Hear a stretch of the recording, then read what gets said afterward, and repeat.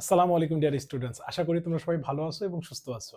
তোমরা জানো যে আমাদের পার্টস অফ স্পিচ থেকে ক্লাস চলতেছে। আমরা বেসিক মানে পার্টস অফ স্পিচ থেকে শুরু করছি নাউন। এর পরের টপিকটাই আমরা হলো প্রোনাউন রাখছি। সো এইখানে প্রোনাউন নিয়ে আজকে আমরা আলোচনা করব যে হোয়াট ইজ প্রোনাউন অ্যাকচুয়ালি। হ্যাঁ, প্রোনাউনটা কি? মূলত প্রোনাউন ইজ আ ওয়ার্ড। আমি যদি বলি a pronoun is a word, a pronoun is a a pronoun is a word which is used instead of a noun। অর্থাৎ নাউনের পরিবর্তে যেটা ব্যবহার করা হয় সেটাকে আমরা প্রোনাউন বলি। কেমন? এই প্রোনাউনের মধ্যে কোনগুলো আছে খেয়াল করে দেখো। আই, তারপরে হচ্ছে I, we, first person singular number, first person plural number. You, তারপরেরটা ইউ, এক ইউ মানে তুমি আর এক ইউ মানে তোমরা। তারপরে আছে শি, তারপরে আছে হি, তারপরে আছে দে, ঠিক আছে। এরপরে আছে ইট, ঠিক আছে। এই ইট এগুলো হচ্ছে আমরা প্রোনাউন হিসাবে চিনে থাকি বেসিক্যালি। সো প্রোনাউন পড়ার আগে যে জিনিসটা তোমাদের অ্যাকচুয়ালি জানতে হবে সেটা হচ্ছে যে প্রোনাউনের সাবজেক্টিভ, অবজেক্টিভ এবং পসেসিভ এই জিনিসটা একদম জেনে তারপরে আমরা প্রোনাউনটাকে ক্লিয়ার করতে হবে। কেমন? আচ্ছা দেখো, এইখানে যদি থাকে আমরা তিনটা ভাগে ভাগ করে নিলাম যে এইটাকে আমরা বলতেছি সাবজেক্টিভ, ঠিক আছে। সাবজেক্টিভ, এর পরেরটাকে আমরা বলি অবজেক্টিভ এবং এর পরেরটাকে আমরা বলি পসেসিভ, ঠিক আছে। পসেসিভ প্রোনাউন, ঠিক আছে। আমরা এখানে পসেসিভ প্রোনাউনটা দেখব। আবার একদিক দিয়ে এখানে আবার হলো পসেসিভ অ্যাডজেটিভ, এইটাও একটু লিখে রাখি। হ্যাঁ, পসেসিভ অ্যাডজেটিভ, একদিক দিয়ে পসেসিভ প্রোনাউন আর একদিক দিয়ে পসেসিভ অ্যাডজেটিভ। কি কি পার্থক্য আছে এগুলো আমরা আলোচনা করব। মূলত সাবজেক্টিভ প্রোনাউন হিসেবে ফার্স্ট পারসন সিঙ্গুলার নাম্বার। হ্যাঁ, ফার্স্ট পারসন সিঙ্গুলার নাম্বার হিসেবে আই, এর অবজেক্টিভ ফর্ম কি? মি। পসেসিভ ফর্ম তারপরে হলো মাইন, কেমন? আর এইটা হচ্ছে মাই। তারপরে প্লুরাল নাম্বার কি? প্লুরাল নাম্বার হচ্ছে উই, এর অবজেক্টিভ ফর্ম আস, এর অবজেক্টিভ ফর্ম হলো আওয়ার্স। এর পরেরটাও আমরা কি বলি? আওয়ার। সো এইটা গেল ফার্স্ট পারসন। এর পরেরটাকে আমরা বলবো সেকেন্ড পারসন। খেয়াল করো, second person singular number, second person singular number হচ্ছে ইউ, আর এক ইউ মানে হলো এই ইউ এর অবজেক্টিভ ফর্ম ইউ, তারপরে ইয়োর্স, তারপরে ইয়োর, ঠিক আছে। আবার প্লুরাল নাম্বারটা কি? ইউ, এই ইউ মানে হলো আবার তোমাদেরকে। সো ইয়োর্স, তোমাদেরকে, আর এটা হলো ইয়োর, তোমাদের। আচ্ছা, এরপর আছে থার্ড পারসন সিঙ্গুলার নাম্বার। কেমন? এটাকে যদি ক্লোজ করি, থার্ড পারসন, দেখো থার্ড পারসনের ক্ষেত্রে কি আছে? সিঙ্গুলার নাম্বারের ক্ষেত্রে, থার্ড পারসন সিঙ্গুলার নাম্বারের ক্ষেত্রে আমরা প্রথমে হি কে নিলাম, হি, হিম, এরপরটা আছে হিজ, তারপরে হি, হিম, হিজ, এইটাও হিজ। এইখানে আমরা যদি শি নিই তাহলে শি, হার, এরপরটা হচ্ছে হার্স, এরপরটা হলো শুধু হার। কেমন? আচ্ছা, এরপরে আমরা যদি প্লুরাল নাম্বার হিসেবে দে কে নেই তাহলে দে, দেম, দেয়ার, এরপরে হচ্ছে দেয়ার্স, এটা হচ্ছে দেয়ার। এরপরে যেটা থাকে সেটা হচ্ছে যে একটু মুছে দিতে হবে।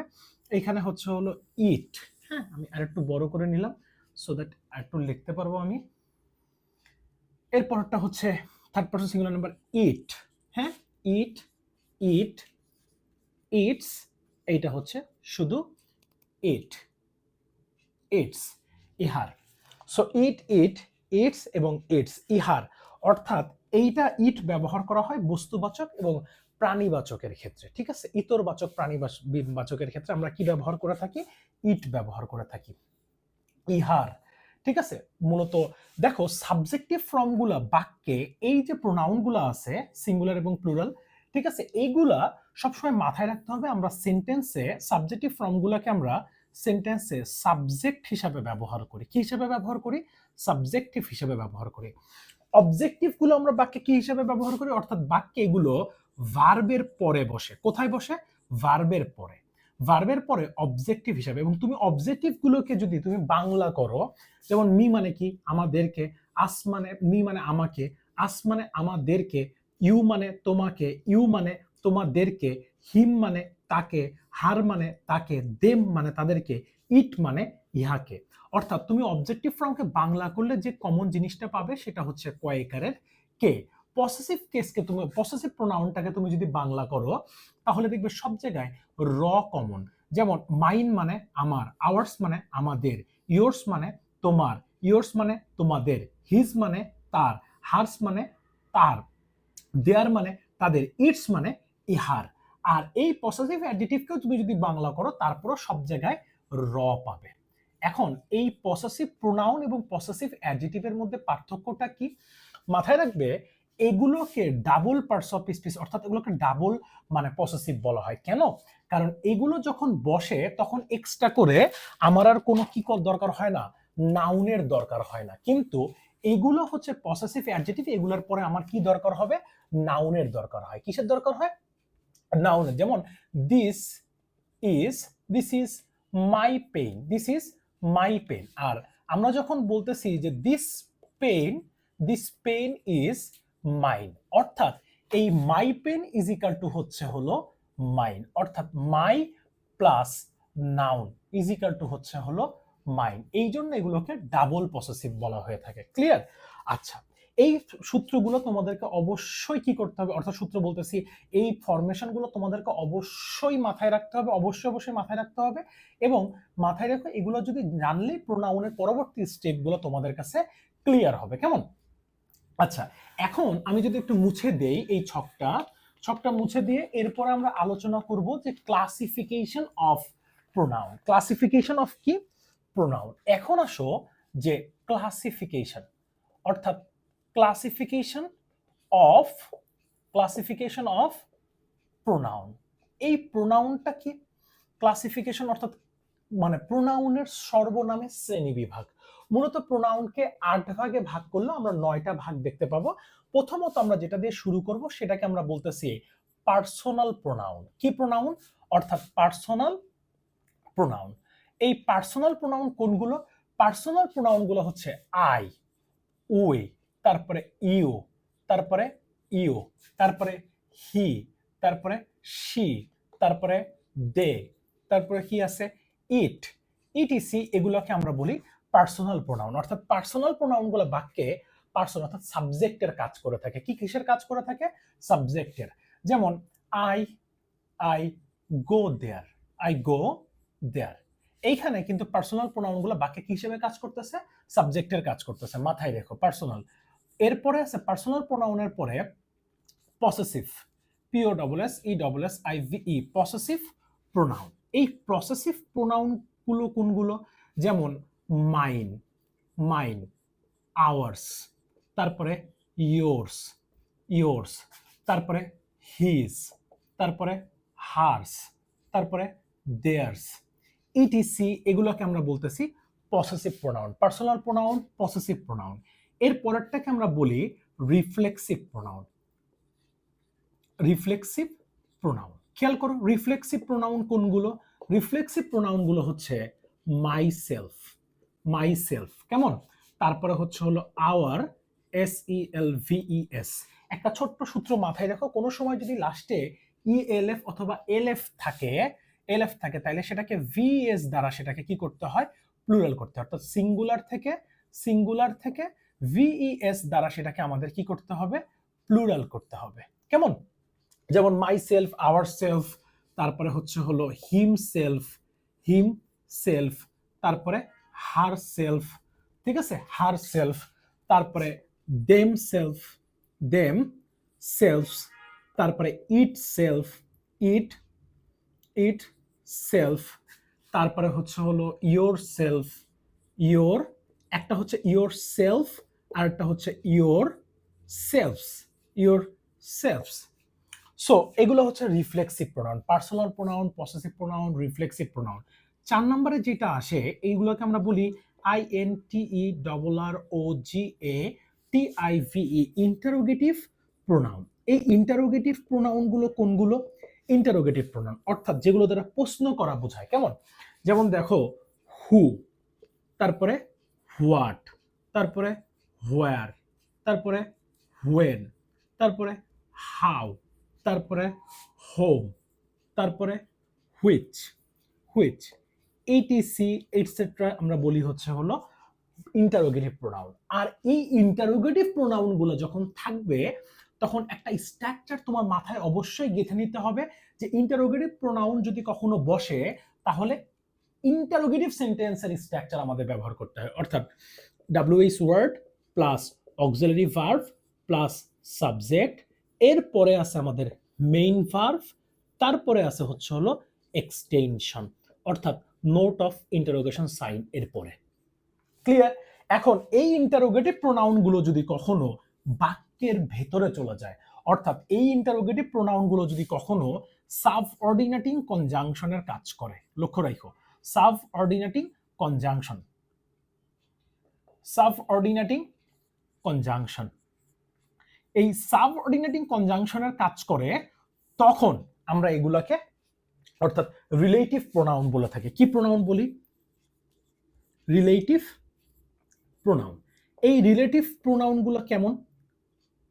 রিলেটিভ প্রোনাউনগুলো যেমন হুইচ, তারপরে হুজ, তারপরে হু, হ্যাঁ, হুইচ, হুজ, হু, তারপরে হোম, ইটিসি, এগুলো হচ্ছে আমাদের কি রিলেটিভ প্রোনাউন। আমি যদি বলি যে আই নো দ্য ম্যান, আমি মানুষটাকে চিনি যে who has done the job, অর্থাৎ এই যে হুটা আছে এই হুটা কিন্তু এই রিলেটিভ প্রোনাউনের পূর্বে যেটা থাকে সেটাকে আমরা বলি অ্যান্টিসিডেন্ট। কি? অ্যান্টিসিডেন্ট। এই অ্যান্টিসিডেন্ট যদি আমার সিঙ্গুলার হয় তাহলে ভার্ব সিঙ্গুলার, অ্যান্টিসিডেন্ট যদি আমার প্লুরাল হয় তাহলে আমার ভার্ব কিন্তু প্লুরাল। যেহেতু ম্যান আছে তার কারণে আমরা কি নিছি? হ্যাজ নিছি। মূলত এই রিলেটিভ প্রোনাউন যখন বাক্যের ভেতরে চলে যায় তখন সেইটাকে আর ইন্টারোগেটিভ করা যায় না, অর্থাৎ এই স্ট্রাকচারে তুমি আর কখনো কি করতে পারবে না? বসাতে পারবে না। এই স্ট্রাকচারে তুমি আর কি করতে পারবে না? ব্যবহার করতে পারবে না ইন্টারোগেটিভ প্রোনাউন। এরপরে দেখো যদি ইন্টারোগেটিভ প্রোনাউন যায় তাহলে আমি উপর থেকে একটু মুছতে মুছতে আসি, সেটা হচ্ছে রিফ্লেক্সিভ প্রোনাউন। হ্যাঁ, আচ্ছা, রিফ্লেক্সিভ প্রোনাউন রিলেটিভ প্রোনাউন। তারপরে হচ্ছে 5 নম্বর 6 নম্বর হচ্ছে ডিমনস্ট্রেটিভ। ডিমনস্ট্রেটিভ প্রোনাউন পুরো ক্লাসটা দেখো, লাস্টে কিন্তু একটা টিপস আছে, প্রয়োজন পড়লে 1.5x দিয়ে স্পিড দিয়ে ক্লাসটা শেষ করো। তারপরও যেহেতু শুরু করছো ক্লাসটা শেষ করো, হ্যাঁ, শেষ পর্যন্ত। ডিমনস্ট্রেটিভ প্রোনাউন, এই যে ডেমনস্ট্রেটিভ প্রোনাউন আছে কোনগুলো? ডেমনস্ট্রেটিভ দিস, দ্যাট এবং দিস এবং দোজ। দিস, দ্যাট, দিস এবং দোজ। মাথায় রেখো এইখানে এই যে দিস এবং দ্যাট এই দুইটা ব্যবহার করা হয় সিঙ্গুলারের ক্ষেত্রে। কিসের ক্ষেত্রে? সিঙ্গুলার। আর দিস এবং দোজ এই দুইটা ব্যবহার করা হয় কিসের ক্ষেত্রে? প্লুরালের ক্ষেত্রে। যেমন this is my pen, this is my pen. আর যদি দিস বলি যেমন this are my pens, this are my pens. So লক্ষ্য করছো যে যখন দিস ব্যবহার করছি তখন ভার্ব প্লুরাল হয়ে গেছে, যখন দিস ব্যবহার করছি তখন ভার্ব কি হয়ে গেছে? সিঙ্গুলার হয়ে গেছে। সো এইটা হচ্ছে ডিমনস্ট্রেটিভ। কেমন? ডিমনস্ট্রেটিভ। এর পরেরটাকে আমরা বলি ডিস্ট্রিবিউটিভ ডিমনস্ট্রেটিভ। হ্যাঁ, ইন্টারোগেটিভ প্রোনাউন গেছে ডিমনস্ট্রেটিভ। আচ্ছা, এর 7 নম্বরে আছে হচ্ছে হলো ডিমনস্ট্রেটিভ ডিস্ট্রিবিউটিভ।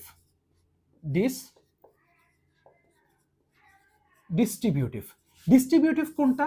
ডিস্ট্রিবিউটিভ হচ্ছে যেটা দ্বারা আমরা কি করি? বন্টনমূলক। কি মূলক? বন্টনমূলক। ডিস্ট্রিবিউটিভ বন্টনমূলক প্রোনাউন অর্থাৎ সর্বনাম। বন্টন, কোনটা বন্টন?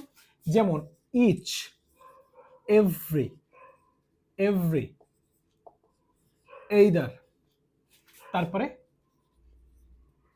নেইদার, ইটিসি, এগুলোকে আমরা বলি হচ্ছে ডিস্ট্রিবিউটিভ। হ্যাঁ, ডিস্ট্রিবিউটিভ। সো আমরা পার্সোনাল প্রোনাউন দেখছি, পসেসিভ প্রোনাউন দেখছি, রিফ্লেক্সিভ প্রোনাউন দেখছি, ইন্টারোগেটিভ প্রোনাউন দেখছি, তারপরে হচ্ছিল ইন্টারোগেটিভ প্রোনাউন দেখছি, রিলেটিভ প্রোনাউন দেখছি, ডিমনস্ট্রেটিভ প্রোনাউন দেখছি, ডিস্ট্রিবিউটিভ প্রোনাউন দেখছি। এরপরে হচ্ছে হলো 8 নম্বরে যেটা, সেটা হচ্ছে ইনডিফিনিট প্রোনাউন। কি প্রোনাউন? ইনডিফিনিট। অর্থাৎ ইনডিফিনিট প্রোনাউন কোনগুলো? অনির্দিষ্টবাচক সর্বনাম, যেগুলো অনির্দিষ্টভাবে অনির্দিষ্ট বোঝায়, অর্থাৎ অনির্দিষ্টতা বোঝায়। যেমন যদি আমরা এখানে আসি যে ওয়ান, তারপরে কি আছে? এনি ওয়ান, তারপরে এনি বডি, এরপরে নো বডি, এরপরে কি আছে? নো ওয়ান, এরপরে আছে নান, ইটিসি। এগুলো যখন অনির্দিষ্ট করে বোঝায়, যেমন আমরা যদি বলি যে এনি ওয়ান কামস হেয়ার, যে কেউ এখানে আসো। এনিবডি কামস হেয়ার, যে কেউ, এনিওয়ান কামস হেয়ার, যেখানে আসো। আমরা জানি subject third person singular number হলে ভার্বের সাথে কি করতে হয়? এস অথবা ইএস যুক্ত করতে হয়। এগুলো সবগুলোই কিন্তু আমার সেন্টেন্সে সাবজেক্ট হিসাবে বসতেছে। কি হিসাবে বসতেছে? সাবজেক্ট হিসাবে বসতেছে। আচ্ছা, এইখানে মানে ইনডিফিনিট প্রোনাউন গেল। এরপরে আছে হচ্ছে হলো রেসিপ্রোকাল, যা আছে RECIPROCAL, রেসিপ্রোকাল প্রোনাউন। এই রেসিপ্রোকাল প্রোনাউন কোনগুলো? রেসিপ্রোকাল শব্দের অর্থ হচ্ছে পরস্পর প্রতিক্রিয়াশীল। পরস্পর কি? প্রতিক্রিয়াশীল। অর্থাৎ মানে তুমি যদি লক্ষ্য করো, এ যদি বি কে একটা কিক করে, তাহলে কি বি কেও একে একটা কি করতে হবে?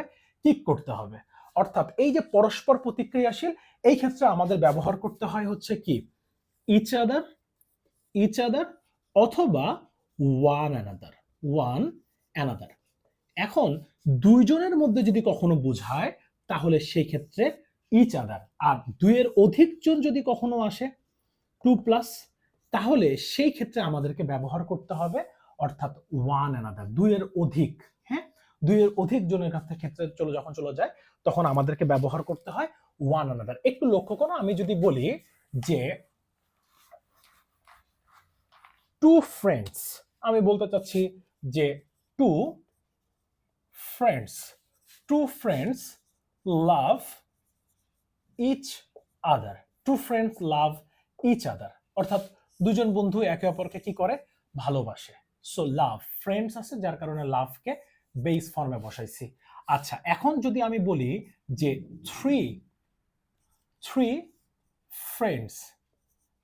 ফ্রেন্ডস লাভ, তারপরে কি?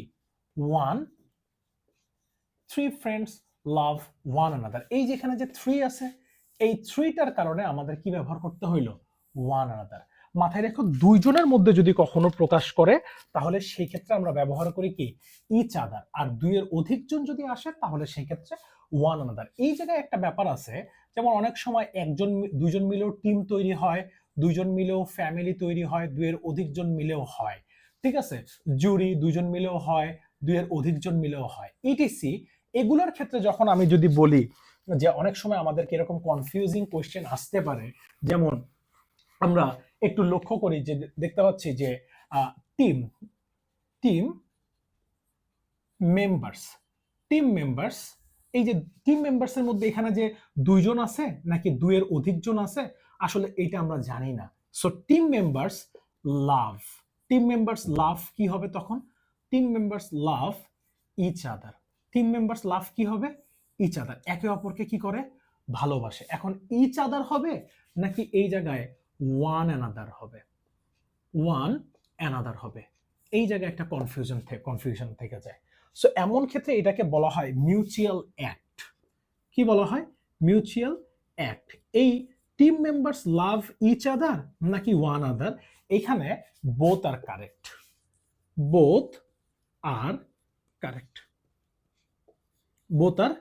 কারেক্ট, দুইটাই কি?